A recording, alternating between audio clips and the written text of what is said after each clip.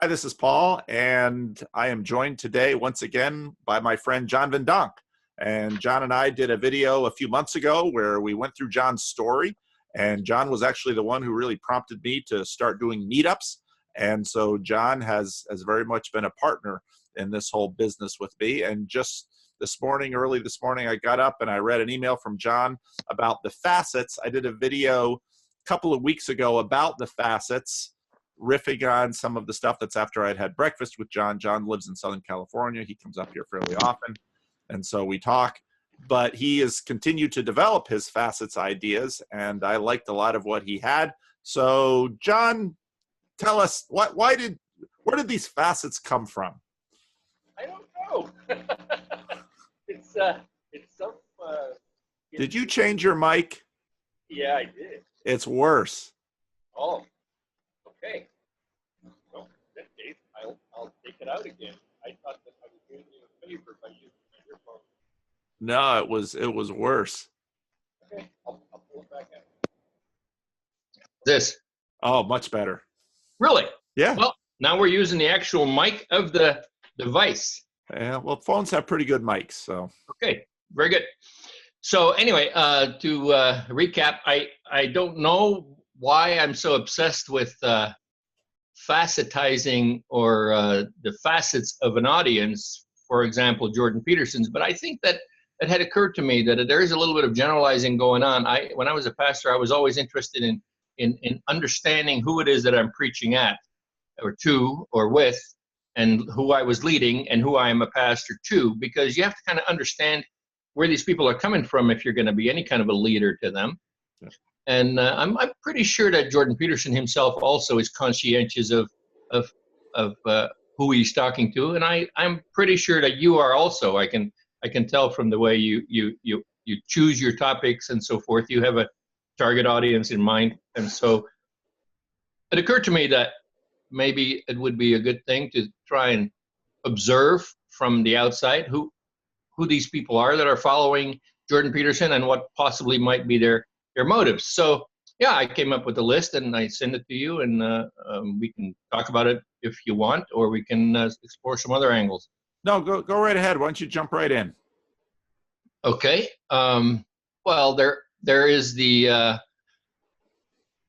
All right. I have now come up with 7 or 8 different categories of people that are interested in Jordan Peterson. And of course, by his own admission, it always starts with the millennials, as he refers to them as the buccos, the people who have had some kind of an emotional connection with him because he got to them at a moment of specific need.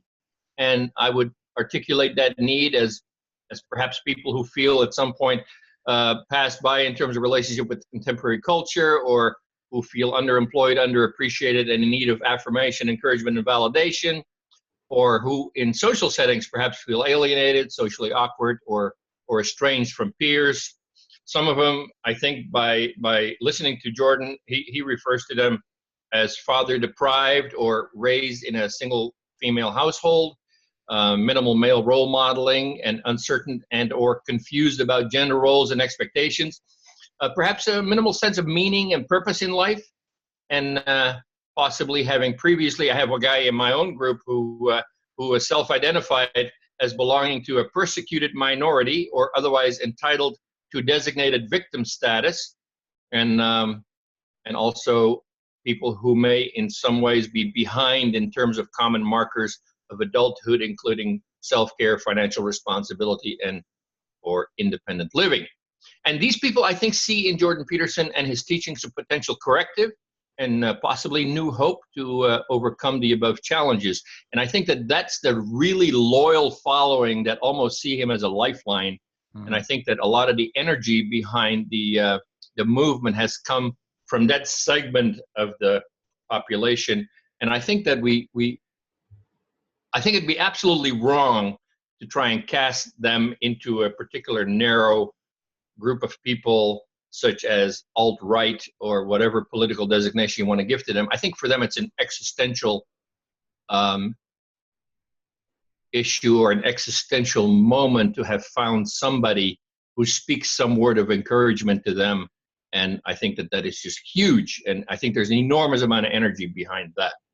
But that's not the only group of people, because as you have yourself pointed out on numerous occasions, Christians have also paid attention. Hang on, I want to talk about this. Okay. Yeah. You labeled them as millennial, and I think there's a big group of them that are there. They're in that developmental range. A lot are between 25 and 40, I've noted, and they're in a developmental range where they no longer have a father telling them what to do, but there might have been some gaps. I was reading somewhere, well, no, actually it was Richard Rohr that, you recommended a book to me from Richard Rohr, and I think it was Rohr who made the comment that most men need another person besides their father to do different things. And someone else had made this point about an uncle. And so I think for that group, that is a big piece of it. On the video, So Jordan Peterson would be the uncle then. Yeah, Jordan Peterson is the uncle, and he's given uncle advice. Yeah. But he's doing it now through YouTube and through social media and through books. And he mentioned on a video that he just put out where he and his wife, I guess their gym is about 5 minutes away from their home, got stopped 15 times on the way to the gym by strangers wanting to thank him for his work. And that's phenomenal.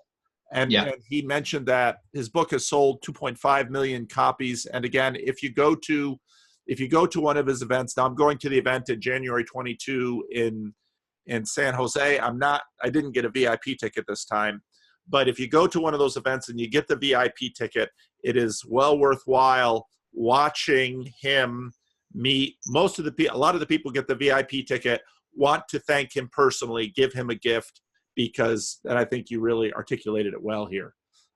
Many are millennials, not all. So, but that's I think a big. It's kind of an easy and quick designation and possibly inappropriate, but I think you corrected it very, very well. I'm going to go to his book signing on the next day or the 2 days later in Riverside, and I did actually purchase the VIP ticket, so I'll be in a position to judge the validity of your comments. But I think you're probably right on.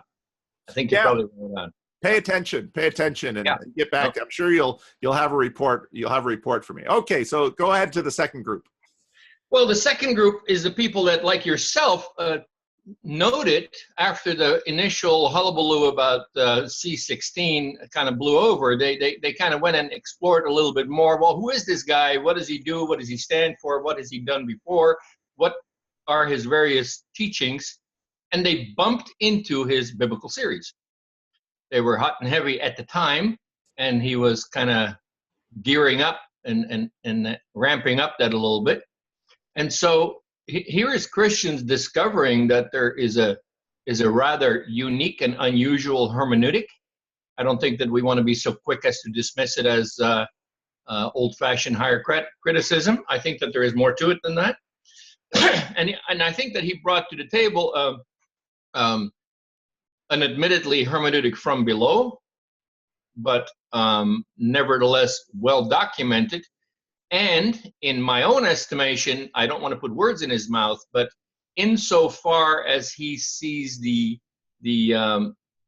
origin of the structure of being associated with the Logos, it is not inappropriate to say that God may very well have revealed himself not only in nature, physical nature as we know it, which we confess ourselves to be the case, but also in special revelation when the awareness of a word, a story, a narrative arises out of our built-in structural consciousness, as Jung would have it, and with various metaphors associated with that.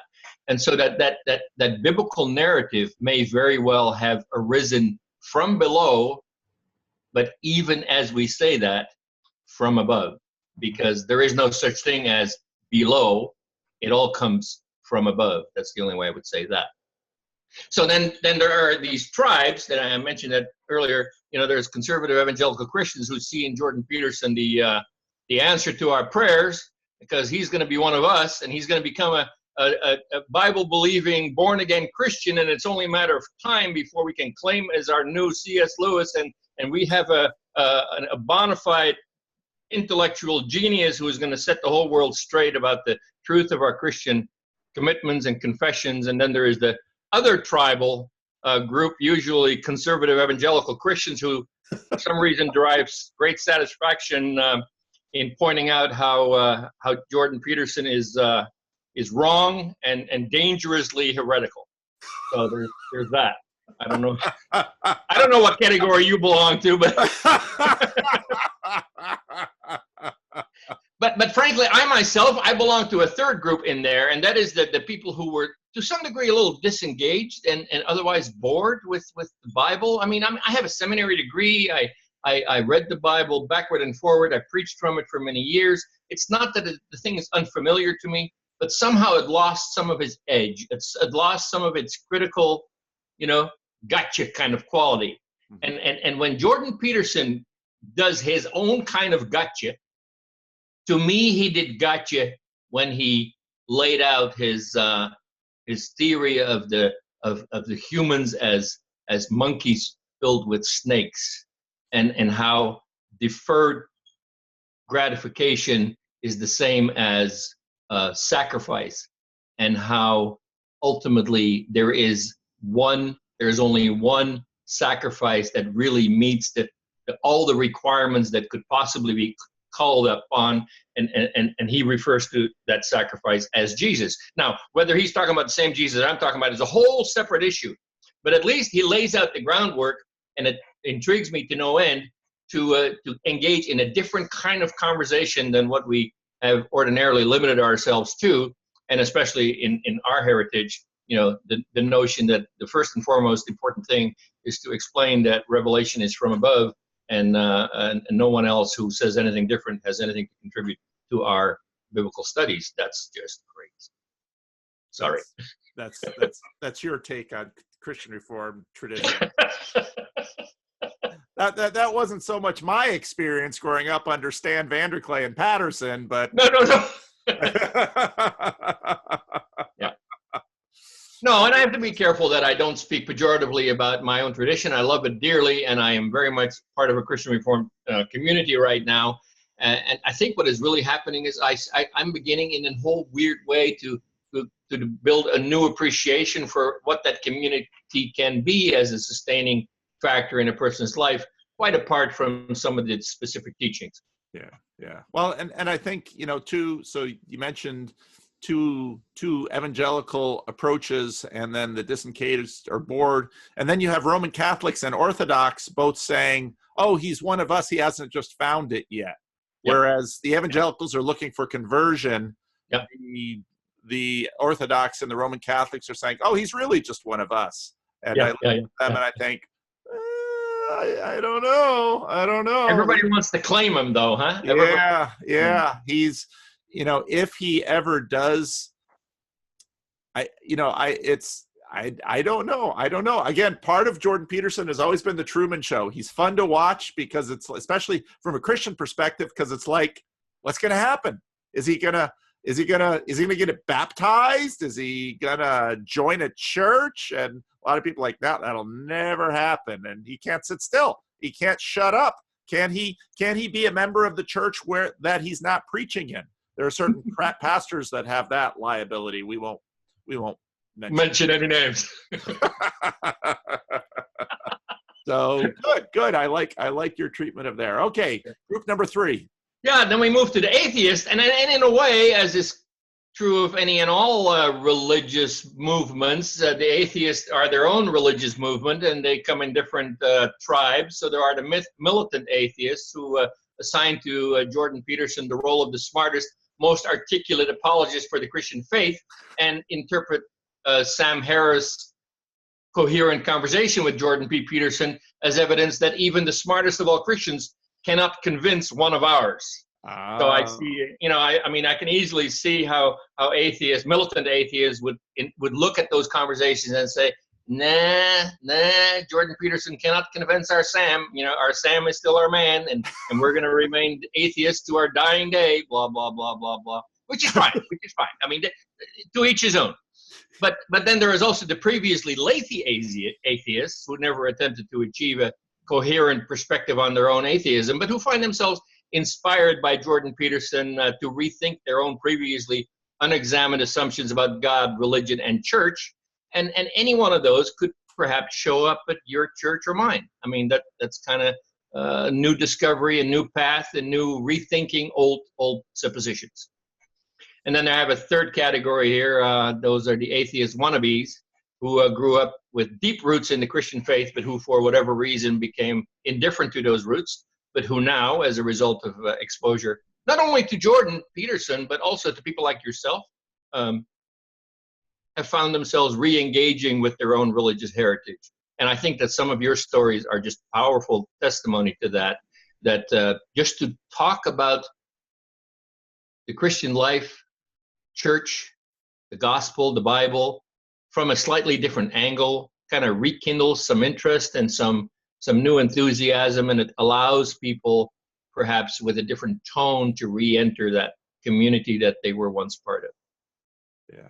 I think, so Adam, who runs the Think Club channel and the Adam Friended channel, he would call the militant atheists anti-theists, which I think is a good one. Previously lazy atheists, I think a number of people are going to be offended by the lazy. Oh, that's all right. Not the first time.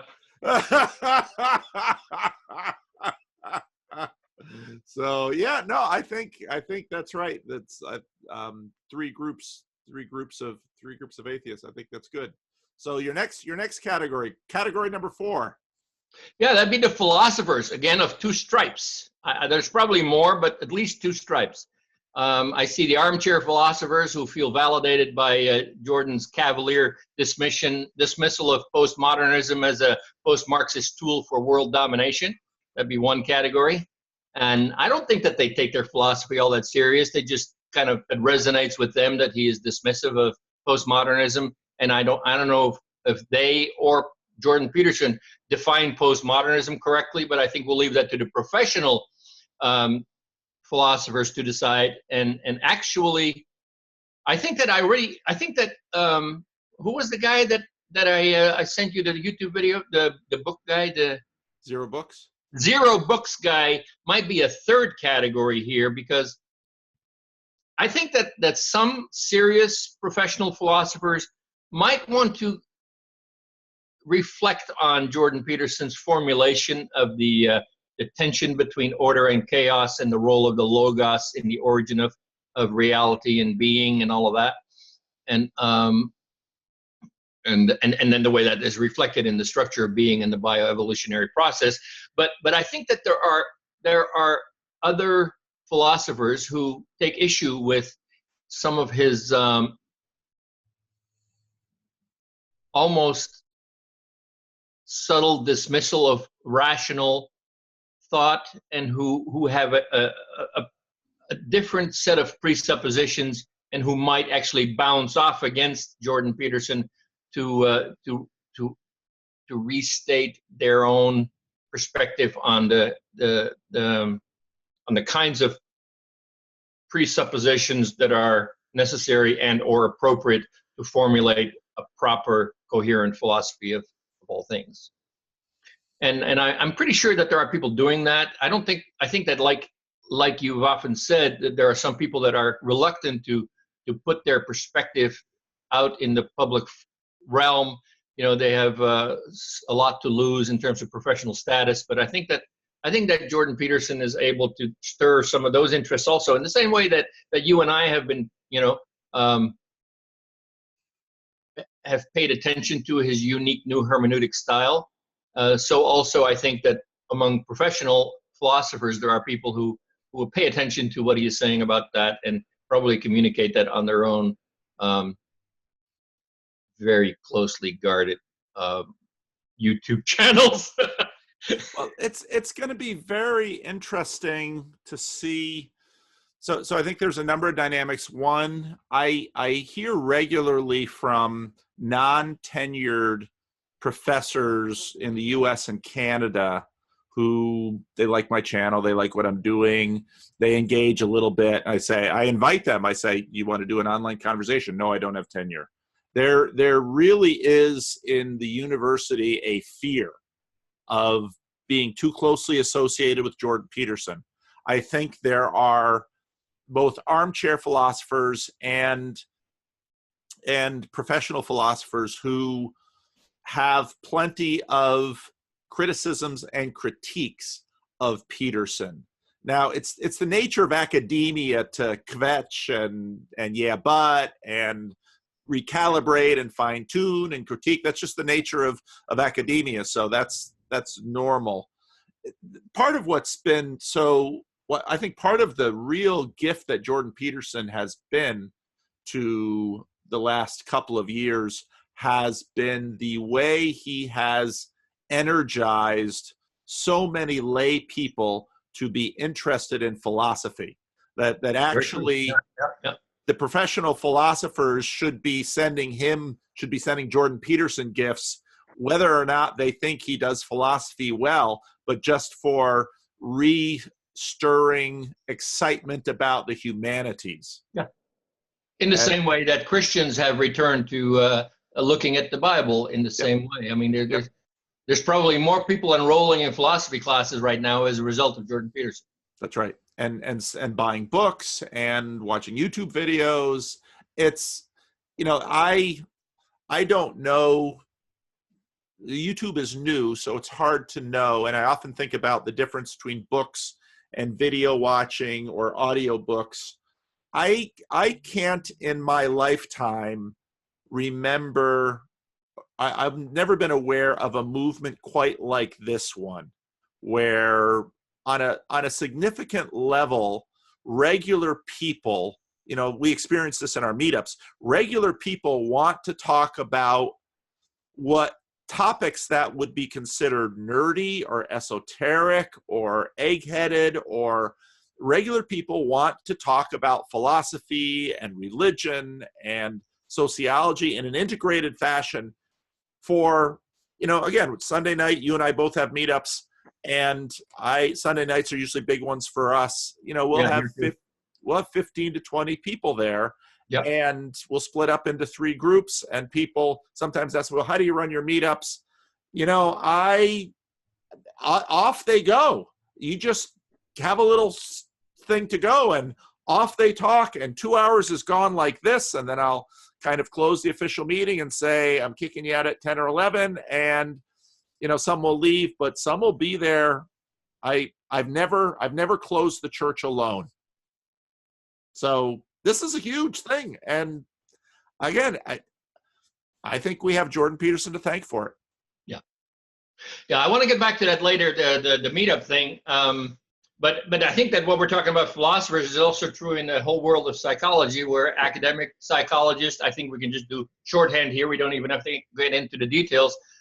Professional academic psychologists are probably looking over his shoulder and not wanting to disclose their identity in public for tenure reasons. But then there is also a whole bunch of clinicians who I think are paying attention to the fact that Jordan Peterson actually has been able somehow to stir up some new energy in a clinically depressed group of people, who are I know there was a discussion earlier about what is more appropriate to say, failing to thrive or seeking to thrive. Whatever they are, there is a sense there that, hey, I need a kick in the ass, and he actually gave him that. Yep. And which clinical psychologist thinks of himself as a person who can tell a large group of people to sort themselves out, and they go out and do it? Yeah. I mean, that is an amazing thing, Yeah. So how well they do it and how lasting and sustainable it is all remains to be seen. And there's a lot of details there that have yet to be uncovered. But this is a remarkable thing, and people are paying attention to that. Yeah. So then there is somebody in your notes, in your comments online, added this category. That is the mothers of the above described millennials who come in at least 2 forms. There's those who are eager to understand the possible reasons why their underperforming sons fail to thrive and who read the 12 rules in the privacy of their bedrooms. That's one group of mothers. And then there is the other more controlling types who see in Jordan B. Peterson an ally in their never-ending quest to finally get Johnny out of the house, and who intentionally leave 12 rules laying around the house in strategic places for Johnny to find and read and then get out. I think there are some mothers and fathers in that. Yeah, no, I understand that. I'm just being facetious. No, I like that, and I think that's true. I think there are some mothers out there just waiting for their sons to find Jordan Peterson. Yeah. And hoping, okay, you're gonna listen to these videos, and what are you gonna think? Are you gonna sort yourself out? Are you gonna clean your room? It's a mess. Yeah. At least that. You know, they've been working on the kid for 20 years to get him to clean his room unsuccessfully. And here's this guy from Toronto, and he's able to make it happen for some families. That's right. Praise the Lord. That's right. And some mothers will be bitter because, well, I've been telling you to clean your room all these years, and Jordan Peterson comes around and blah, blah, blah, blah, blah. Now he does this stuff. What was I? Yeah. No, I hear you. So now then it brings the story to us, Paul. Oh, we're on the list? We're on the list. Yeah, Oh, you boy. know that we are the social engineers, the pastors, and other incessant meddlers.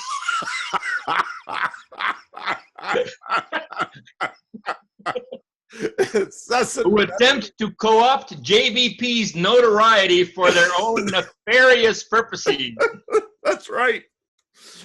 But in all seriousness, I mean, I can think of two. I mean, I wrote down two here. The people who hitch their wagon through JVP's status on YouTube, thereby seeking to elevate their own status on that platform and elsewhere, either for, take your pick, ideological purposes, financial gain, or as an expression of their own OCD need to mess with people. Paul, are you willing to identify yourself as one of these three people, three groups? Oh, absolutely. My own nefarious purposes. That, and it's very interesting because early on when I started the channel, there were a lot more comments like that. I think a lot of those people just kind of, they don't want to, why leave a comment like that? And so the comments have less of that. But early on, there were a lot of them in terms of, another pastor wants to grow his church with Jordan Peterson.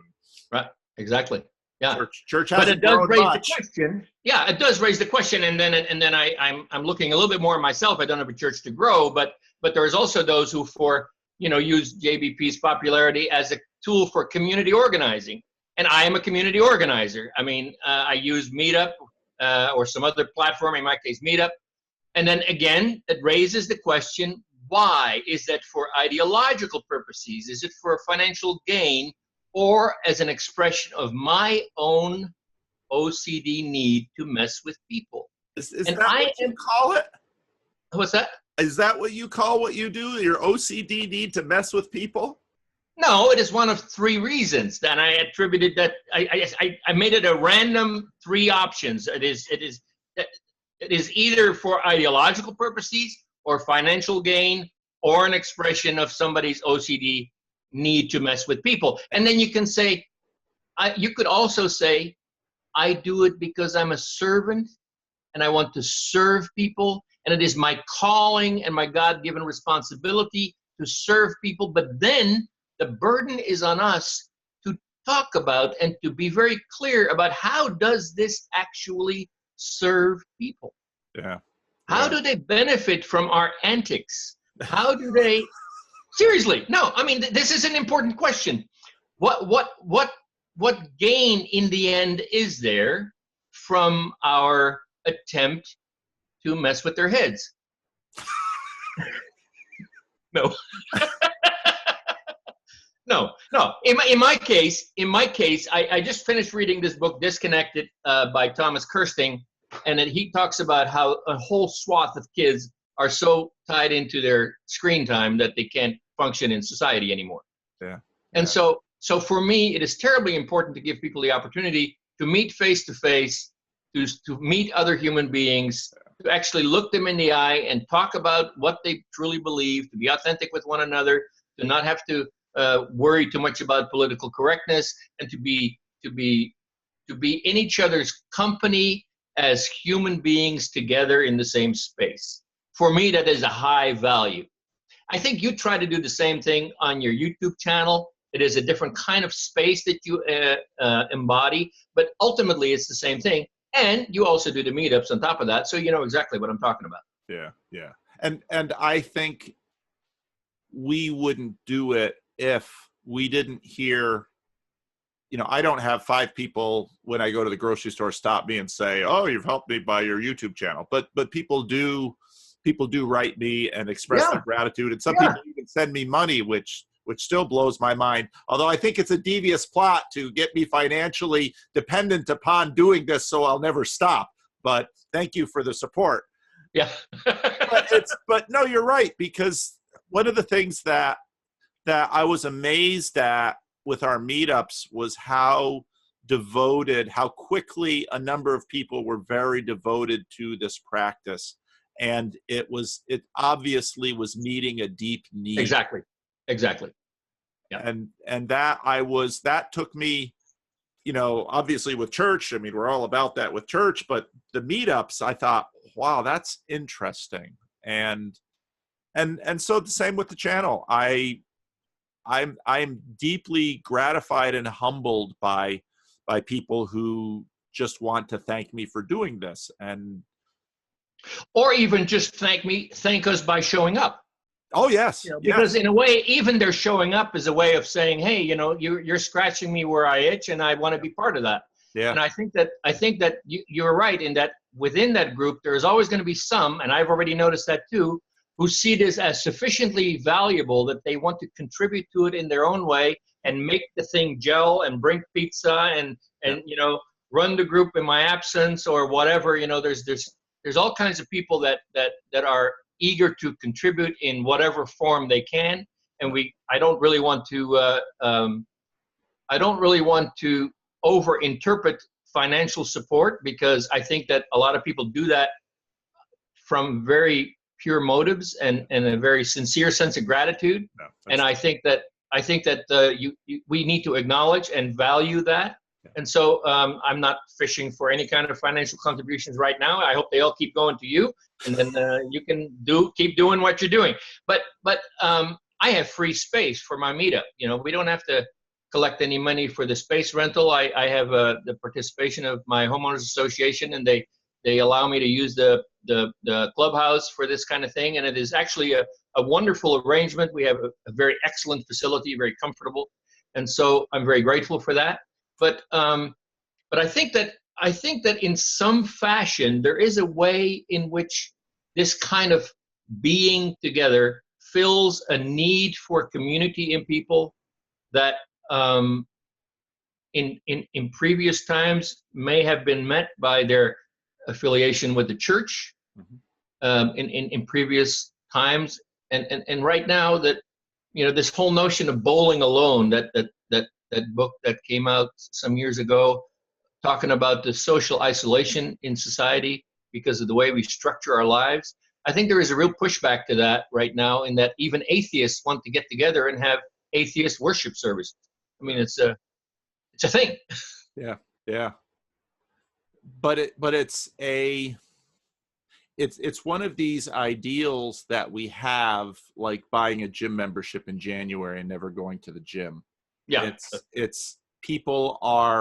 I think people are beginning to realize that if they're going to achieve some of these aspirations, they're going to need deeper levels of accountability and community to clean their rooms and grow up and so on and so forth. And that's one of the things that I don't know that we've touched on it a bit in some of our meetups, but our meetups have never really been a support group. One member of our meetup continues to remind me. So we have some people who come and have PhDs and are academics and love philosophy. And sometimes he reminds me, says, you know, sometimes our meetups are just a little too, they're just a little too esoteric, and do you need a graduate degree just to come and converse with this thing? And does that intimidate and keep other people away? And so, well, that is actually precisely the reason why this whole facets of Jordan Peterson followers has kind of come to my awareness, and that I'm actually thinking that it would be wonderful if at some point there was enough critical mass in the meetups so that you could kind of subdivide it a little bit in accordance with people's unique interests and level of engagement, or maybe I shouldn't say level of engagement, but the specific area of interest that has triggered their interest in Jordan Peterson, so that a whole bunch of psychologists could get together and talk about his clinical style or his theory of personality, and a bunch of philosophers could get together and have that conversation, and a bunch of Christians could kind of duke it out about his hermeneutic or whatever. I mean, I'm not trying to fragmentize it to any great degree, and I am very self-conscious that somebody somewhere, I think it was again in your comments on our previous conversation, or in your conversation about the earlier iteration of these facets, somebody said, "What's next? A questionnaire?"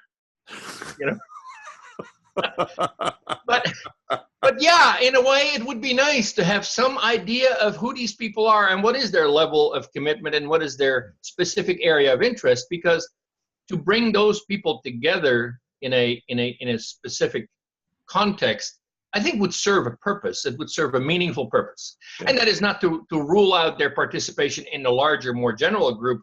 They could still cross-fertilize there also. Right. Right. But yeah. So I came up with this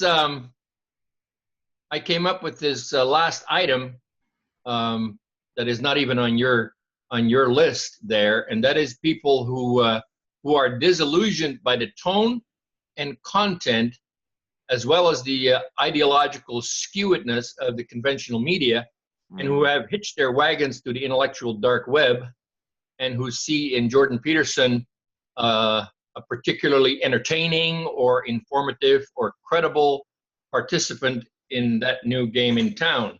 And that way, it would not be so much Jordan Peterson and his specific content, but simply they're migrating from one media format to another media format, and there Jordan Peterson would just be one channel among many on the intellectual dark web. Yeah. I think one of the interesting things about the intellectual dark web is the engagement that the various members have with one another, and the kinds of cross conversations that are happening there, which you see much less of on the news. Although even as I say it, I see an awful lot of CNN on Fox News, but it's probably always interpreted. Wait a minute. Let's not go there. I don't want to talk about that. No, you know what I'm saying. Yeah, the new media. And one of the things that I noted is the high percentage of people who watch my channel who work in IT. Yeah. Or have long commutes, or I have an iTunes and a podcast version of that I duplicate what I do on YouTube. And so that for them, that showed the poverty of traditional media for new technology, new contexts. And no, I think that's right. It's to me one of the interesting questions. So Peterson said on his 2018 summary, sold 2.7 million books, and it's going to be translated into other languages. I don't know how YouTube changes us. And I don't know that we can know that yet. But I've noticed that I had to, in a sense, I was a big listener of audiobooks and of podcasts. And then when I found Jordan Peterson, I kind of adjusted my life to do YouTube, to listen to a lot of YouTube content. I learned how I could do that and fit that in with the rest of my life. And then I began noticing how a bunch of my other opinions started to change, because I'm devouring hours and hours of content from specific people. And as human beings, we are very much formed. So I found myself being formed by these new voices, unlike some of the other voices that had probably been forming me all along, which always makes me pause and say, is this a good thing? Am I actually being a good steward over my attention and giving my time to the better voices available to me? And I think we've only just begun. Tim Pool did a very interesting video on the question, is YouTube radicalizing? And I thought he gave an excellent answer that no, probably not. But it is changing the world. And one of the things, I do long content partly because it takes way more time than I have to do short content. But I also began to realize that long content also adds influence in the little tiny pool that I'm working in. So there's a lot to this point that I think Peterson is dead on right. We are just at the beginning of this and really don't know where this is going. No, and I would like to echo in similar vein, we don't really know where meetups are going, because that is another way for people to gather around a common theme or activity or interest. Meetups, as you well know, exist for all kinds of reasons, to find people to go biking with, people to play cards with, people to climb a mountain with, or people to discuss politics with, or people to discuss Jordan Peterson with. And I have two Jordan Peterson groups that I'm the organizer of, and it adds to a total of about 150 people. But as has been pointed out in the past, not all these 150 people all show up at our meetings.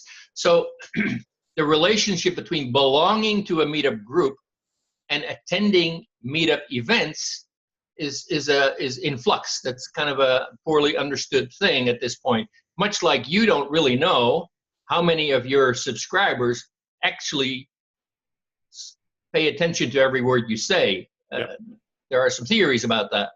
And so that can only be ferreted out over time.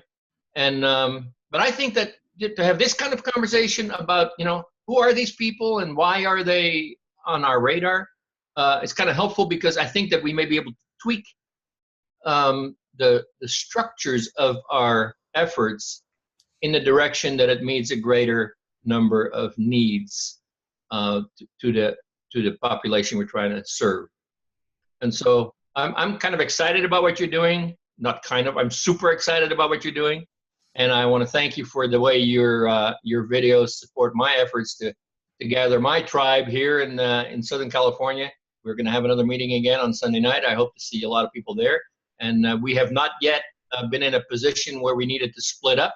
We've just been able to manage all the people together. But if enough people show up, we have the room, we have the facilities to spread out in the area where we gather. And so, and I know that's true for you also. And I'm excited about what's going to happen Sunday night.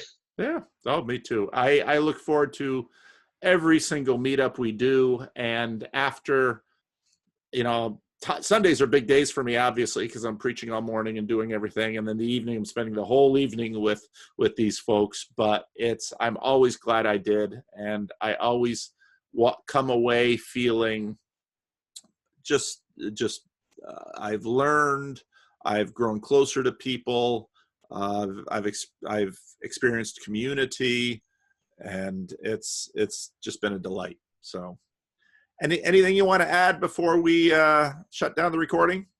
Well, you can stop the recording. I have two other things I want to run past you, and then you can decide for yourself if you want to record that, but you can at least separate it out.